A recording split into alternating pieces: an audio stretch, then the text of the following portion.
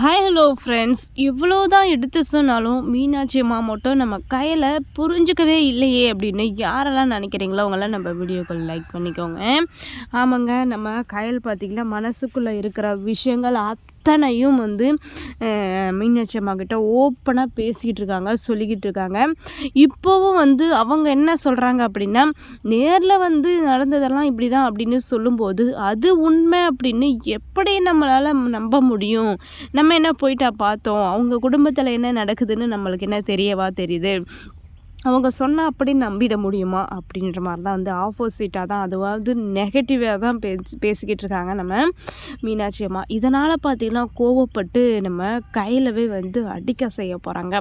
எதனால் அப்படின்னா, எல்லாத்துக்குமே காரணம் நீங்கள் அவசரமும் தான், உங்களுடைய அவசரமும் தான் அப்படின்ற மாதிரி நம்ம கையில் சொல்லும்போதே மீனாட்சி அம்மாவுக்கு பார்த்திங்கன்னா ரொம்பவே கோவப்படுது. என்ன கையில் வார்த்தையால் சொல்லி என்னை லாக் பண்ண பார்க்குறியா? ஆனால் என் பக்கம் இருந்து பேசிப்பார், என்னுடைய நியாயத்தை என்னன்னு நீ கேளு. எதுவுமே இல்லாமல் நல்ல குடும்பம் அப்படின்னு சொல்லிட்டு உங்களுக்குள்ளே இவ்வளோ பெரிய பிரச்சனையை வச்சுக்கிட்டு எங்கிட்ட இருந்து நீங்கள் எல்லாத்தையும் மறைச்சிருக்கீங்க. இது எங்களுக்கு செய்கிற துரோகம்னு நீங்கள் நினைக்க மாட்டிங்களா அப்படின்னு சொல்லிட்டு நம்ம மீனாட்சி அம்மா பார்த்திங்கன்னா திரும்ப மடக்கி கேள்வி கேட்டுக்கிட்டு இருக்காங்க. அதுக்கும் நம்ம கையல்கிட்ட சரியான பதில் தான் இருக்குது. ஏன் தங்கச்சிக்கு கல்யாணம் ஆகி குழந்தை பிறந்த உடனே டிவோர்ஸ் ஆக போகுது அப்படின்னு எப்படி மேடம் எங்ககிட்ட சொல்ல முடியும்? ஒரு சந்தோஷமான விஷயம் அப்படின்னா எல்லாருக்கிட்டேயும் சந்தோஷமாக பேசிக்க முடியும், ஷேர் பண்ணிக்க முடியும், சிரித்து சந்தோஷமாக இருக்க முடியும். ஒரு அதாவது இவ்வளோ பெரிய கவலை, அதாவது என்னுடைய தங்கச்சியுடைய வாழ்க்கையே வீணாக போக போகுது அப்படின்னு சொல்லிட்டு அவள் காலம் பூரா வாழ வேட்டியாக தான் இருக்க போகிறா அப்படின்னு சொல்லிட்டு நான் சந்தோஷத்தில் சொல்கிறதா இல்லை கவலையில் சொல்கிறதான்னு எனக்கு எதுவுமே புரியலை. அதனால தான் நாங்கள் எல்லாத்தையும் மறைச்சிருந்தோம் அப்படின்னு சொல்லிட்டு, நாங்கள் செய்கிறது தப்பு அப்படின்னு நீங்கள் நினச்சிங்கன்னா நீங்கள் பற்றிலாம் எதுவுமே என்கிட்ட கேட்காதீங்க. இனிமேல் இந்த சம்மதத்தை அப்படியே கூட நிறுத்திடலாம். ஏன்னா நாங்கள் செஞ்சது தப்பு அப்படின்னு சொல்லிட்டு நான் உங்ககிட்ட மன்னிப்பு கேட்டால் தான் நான் தப்பு செஞ்சதாகவே அர்த்தம். அப்படி இல்லை அப்படின்னும்போது நீங்கள் உங்களுடைய மனசாட்சி என்ன சொல்லுதோ அது போல் நீங்கள் செய்யுங்க. எங்களுக்கு ஒன்றும் உங்கள் குடும்பத்தில் தான் கொடுக்கணும், உங்கள் பையனுக்கு தான் கொடுக்கணும் ஆனந்தியா அப்படின்ற எண்ணமெல்லாம் எனக்கு கிடையாது. ஏதோ வந்தீங்க கேட்டீங்க, பெரியப்பாவுடைய ஃப்ரெண்டு அப்படின்றதுனால பெரியப்பாவுடைய பேச்சுக்கு நாங்கள் மதிப்பு கொடுத்தோம், பெரியப்பாவுடைய வார்த்தைக்கு நாங்கள் மறுப்பு சொல்லாமல் நிற்கலாம் அப்படின்னு சொல்லிட்டு நாங்கள் பார்த்தோம். ஆனால் இது எல்லாம் இப்படி பேசுவீங்கன்னு நாங்கள் நினச்சி கூட பார்க்கல அப்படின்னு சொல்லிட்டு நம்ம கையல் பற்றினா எல்லா விஷயத்தையும் ஓப்பனாக பேசிக்கிட்டு இருக்காங்க. இப்போவும் நம்ம மீனாட்சி அம்மாவுக்கு பார்த்திங்கன்னா ஒரு பக்கம் கவலையோடு தான் இருக்காங்க. எதுவுமே பார்த்திங்கன்னா புரிஞ்சுக்கிறக்கூடிய தன்மை கிடையாது. எல்லாத்துக்குமே அவசரம். அதாவது இப்போவே இன்றைக்கே நாள் நல்லா இருக்குது, நாளைக்கே நாள் நல்லா இருக்குது, நாளைக்கே நிச்சயதார்த்தம் வச்சுக்கலாம், நாளன்னைக்கே கல்யாணத்தை வச்சுக்கலாம் அப்படின்னு சொல்லிட்டு இந்த அளவுக்கு அவசரப்பட்டுட்டு இப்போ தான் எனக்கு உண்மையாக தெரிஞ்சிருக்கு அப்படின்னு சொல்லிட்டு சொல்லும்போது யாருமே எதுவுமே பண்ண முடியாது. ஏன்னா நீங்களும் கொஞ்சம் பொறுமையாக இருந்திருக்கணும். ஏன்னா நாங்களும் உங்களுக்கு தெரியாதவங்க, நீங்களும் எங்களுக்கு தெரியாதவங்க. அதாவது யதார்த்தமாக பெரியப்பா மூலியமாக சம்மதம் பேசலாம் அப்படின்னு சொல்லிட்டு பேசுகிறவங்க தான். அப்போது எங்களை பற்றியும் நீங்கள் புரிஞ்சுக்கணும், தெரிஞ்சுக்கணும், உங்களை பற்றியும் நாங்களும் புரிஞ்சுக்கணும், தெரிஞ்சுக்கணும்.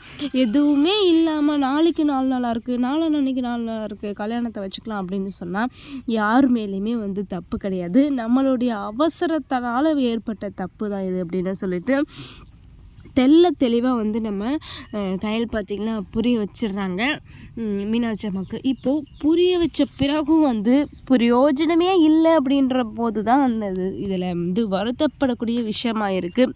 எதனால் அப்படின்னா, இப்போது எப்படியும் மீனாட்சி அம்மா பார்த்திங்கன்னா சம்மதம் சொல்ல போகிறாங்க, கல்யாணத்துக்கு ஏற்பாடு பண்ண போகிறாங்க, எல்லா விஷயத்தையும் கெட்ட கனவாக நினச்சி மறந்துட போகிறாங்க.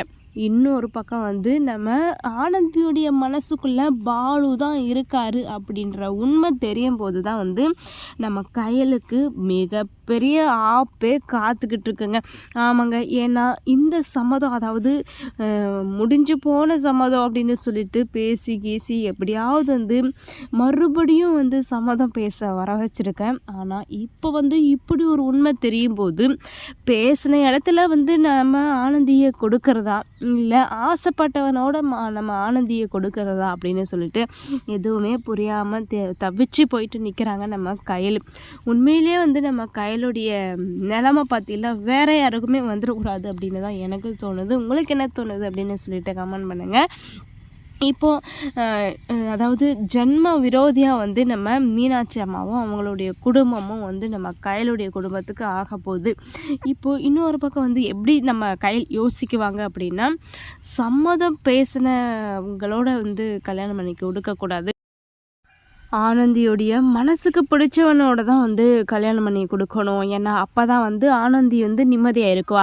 அதாவது நம்மளுடைய சந்தோஷத்துக்காக வந்து அவளுக்கு வந்து கல்யாணம் பண்ணக்கூடாது, அவளுடைய சந்தோஷம் தான் இதில் வந்து முக்கியமே.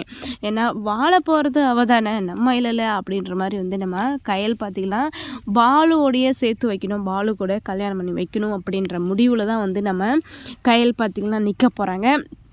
இதனால் வந்து நம்ம மீனாட்சி அம்மாவோடைய பார்த்திங்கன்னா மிகப்பெரிய பகையே வந்து ஏற்பட போகுது.